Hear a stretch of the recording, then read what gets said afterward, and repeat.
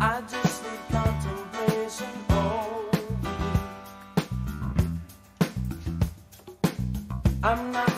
Et c'est bonjour Christelle. Bonjour. Et c'est la question du jour parce que vous nous dites que mal cuisiné, attention, ces fruits et légumes, enfin les légumes essentiellement perdent tous leurs bénéfices. Tous Donc leurs il faut faire bénéfices. attention. Et c'est dommage parce que c'est vrai qu'on est en pleine période d'été et qu'on va consommer beaucoup de fruits, beaucoup de légumes. C'est tant mieux parce qu'ils sont très riches en micronutriments protecteurs.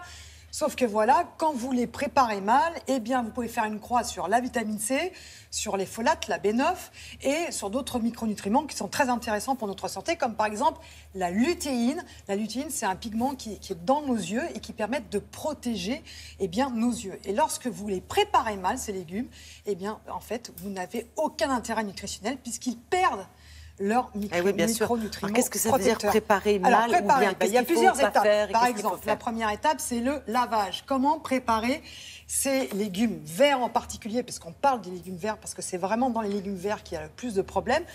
Eh bien, il faut éviter au maximum l'eau. En fait, il faut savoir que l'eau est l'ennemi numéro 1 de vos micronutriments protecteurs que vous trouvez dans les légumes verts. Si vous préparez et si vous lavez vos légumes verts dans une bassine et que vous laissez tremper votre salade, que vous laissez tremper vos choux, que vous laissez tremper vos épinards, eh bien, tout part dans l'eau de lavage. Pratiquement tout, parce que ce sont des micronutriments qui sont hydrosolubles. Vous les rincez, mais vous ne les laissez pas en contact longtemps dans la bassine. D'accord, il ne faut pas laisser tremper. Deuxième étape cruciale, comment cuire ces légumes verts? Et cette fois-ci, voici les recommandations de Catherine Renard, directrice de recherche à l'INRA.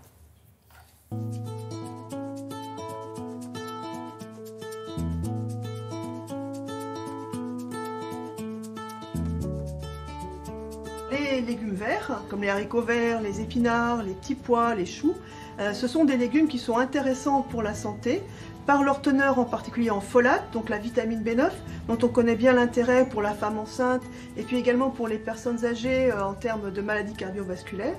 Également, ils sont relativement riches en vitamine C. Ils vont également avoir un intérêt en termes de caroténoïdes avec la lutéine qui est importante pour la qualité de la vision. Et puis, bien entendu, comme tous les fruits et légumes, pour la présence de fibres et de minéraux.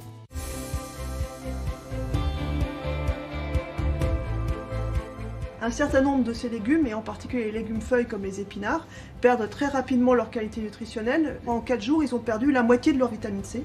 Quand on les achète, il faut les conserver au froid et les manger rapidement. On peut même recommander d'aller vers des solutions de conservation à long terme, comme la surgélation.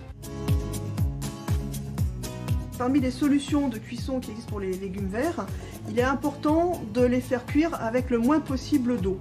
Donc soit à la vapeur, soit éventuellement au micro-ondes, soit avec très peu d'eau ou braisée. Parce qu'en fait, ce qui se passe, c'est que la vitamine C et les folates vont partir dans l'eau. Et si vous jetez l'eau, vous jetez les vitamines avec. Dans le braisage, ce qu'il faut bien voir, c'est que vous faites cuire aussi à l'eau, mais d'abord, il n'y a pas beaucoup d'eau, et cette eau, vous la gardez. Donc les vitamines qui sont dans l'eau, elles sont toujours dans votre plat. Quand vous faites cuire à la vapeur fluente ne va pas entraîner beaucoup de vitamines. Il n'y a pas cet effet vraiment de contact qu'on a si on met le légume dans l'eau.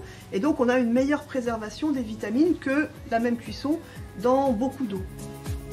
Et donc au niveau du micro-ondes, on peut arriver à avoir des systèmes de cuisson en fait vapeur au micro-ondes qui en plus sont relativement rapides et qui permettent d'autant mieux de garder les vitamines.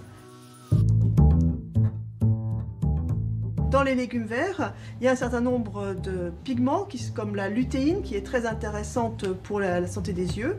Et ce sont des pigments qui sont solubles dans les matières grasses. Donc quand vous préparez des légumes, c'est intéressant de les assaisonner avec un petit peu de matière grasse.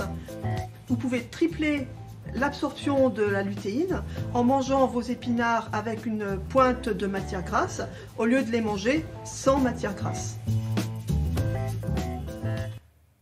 Très bien. Alors déjà, ça, c'est une bonne partie de l'information. Voilà. Plein de choses qu'on ne savait pas. La vapeur plutôt que l'eau. La vapeur. Et si on n'a pas le choix, alors, si on n'a pas le choix, il faut respecter quand même quelque chose. Il faut mettre peu d'eau dans votre casserole parce que vous allez pouvoir récupérer l'eau qui en fait est riche en micronutriments pour faire des sauces, pour faire des soupes. Donc D'accord. peu d'eau et on met l'eau bouillante. On met pas les légumes avec une température basse et on fait monter la température.